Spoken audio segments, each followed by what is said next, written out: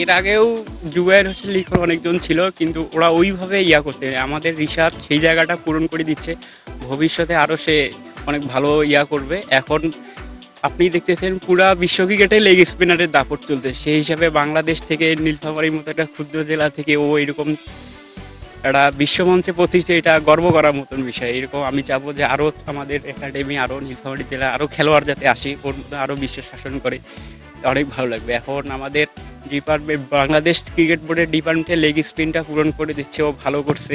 World কাপের সামনে আরও ভালো করুক এই কামনা করি।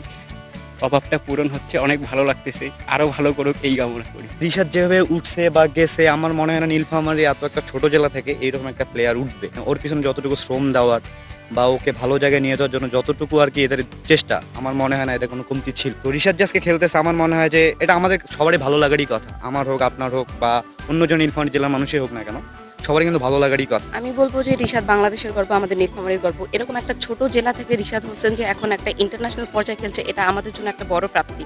আমরা একাডেমির একসঙ্গে হওয়ার দরুন আমি দেখেছি যে ওর বল কতটুকু, ওর যোগ্যতা কতটুকু, টার্ন সব কিছু আমি দেখেছি।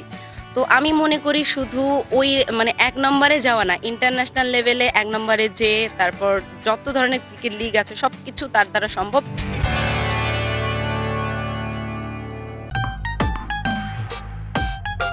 দাগ লাগুক যতবার, বার্জার ইজি ক্লিন একবার।